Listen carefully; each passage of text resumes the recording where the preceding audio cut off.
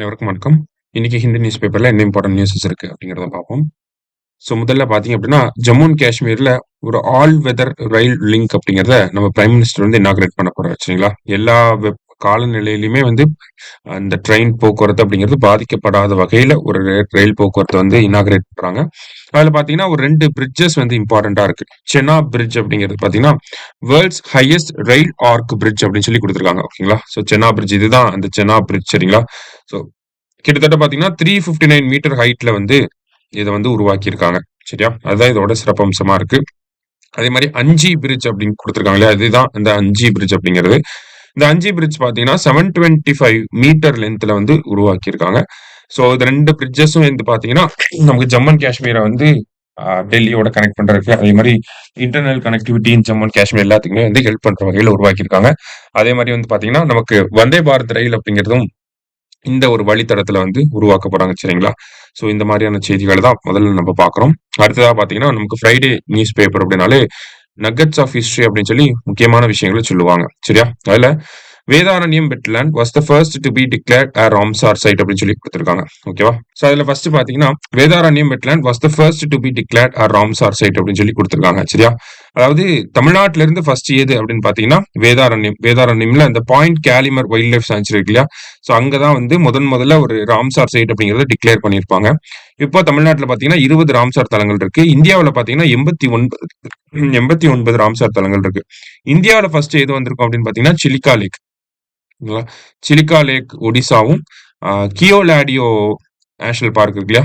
So அந்த ரீஜனும் பாத்தீங்கன்னா கியோலாடியோ வந்து ராஜஸ்தான்ல வந்து இருக்கு. ஓகேங்களா? சிலிகா லேக் வந்து ஒடிசால இருக்கு. இதுதான் வந்து இந்தியாவில ஃபர்ஸ்டா வந்திருக்கும். தமிழ்நாட்டுல ஃபர்ஸ்ட் அப்படின்னு பாத்தீங்கன்னா பாயிண்ட் கேலிமர் வேதாரண்யம். சரியா? அடுத்தது தமிழ்நாடோட ஃபர்ஸ்ட் சமத்துவபுரம் அப்படின்னு பாத்தீங்கன்னா நமக்கு 100 வீடுகள் இருக்கும். டிஃப்ரெண்ட் கம்யூனிட்டிஸ் வந்து அந்த வீடுகள்ல வந்து இருப்பாங்க. சரியா? ஸோ ஒரு சமத்துவத்தை கொண்டு வரதுக்காக தான் இந்த சமத்துவபுரம் அப்படிங்கிற ப்ராஜெக்ட் நம்ம பண்ண ஆரம்பிச்சிருப்போம்.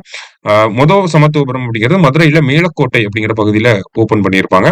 எந்த டேட்ல அப்படின்னு பாத்தீங்கன்னா ஆகஸ்ட் 17 1997 இண்டிபெண்டன்ஸ் அப்புறம் 2 நாள் கழிச்சு. ஓகேவா? ஸோ ஆகஸ்ட் 17 1997 தான் முதல் சமத்துவபுரம் அப்படிங்கிறது ஓபன் பண்ணியிருக்காங்க. சரியா? எவ்வளவு வீடுகள் இருக்கும் அப்படின்னா 100 வீடுகள் வந்து இருக்கும். 100 ஹவுசஸ்.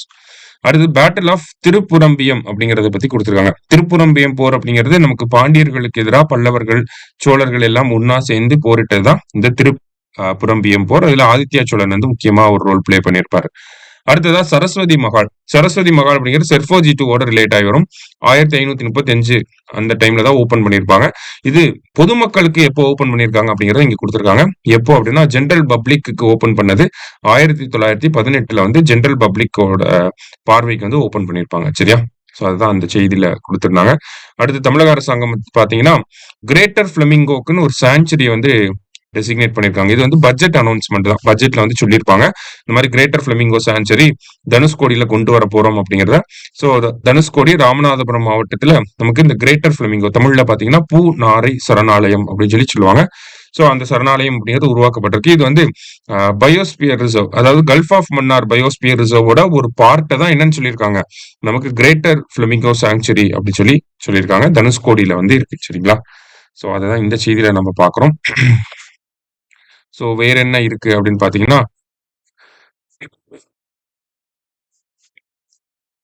நமக்கு இந்த ரஃபேல் போர் விமானங்களை வந்து இந்தியாவிலேயே உருவாக்குறதுக்கான ஒரு ப்ராஜெக்ட் வந்து போட்டிருக்காங்க. சரிங்களா? ஸோ தசால்ட் ஏவியேஷன் அப்படிங்கிற இந்த நிறுவனம் தான் ரஃபேல் போர் விமானங்களை உருவாக்குறாங்க. பிரான்ஸ் நாட்டை சேர்ந்தவங்க. ஸோ இப்போ இதனுடைய பாகங்களை வந்து இந்தியாவில் உருவாக்குறதுக்காக டாடா நிறுவனத்தோட ஒரு ஒப்பந்தம் போடப்பட்டிருக்கு. ஸோ அதான் நம்ம கடைசி செய்தியா பார்க்கணும். சரிங்களா? ஸோ இன்றைய செய்தித்தாள்ல இருந்து முக்கிய செய்திகளை பார்த்துருக்கோம். நன்றி.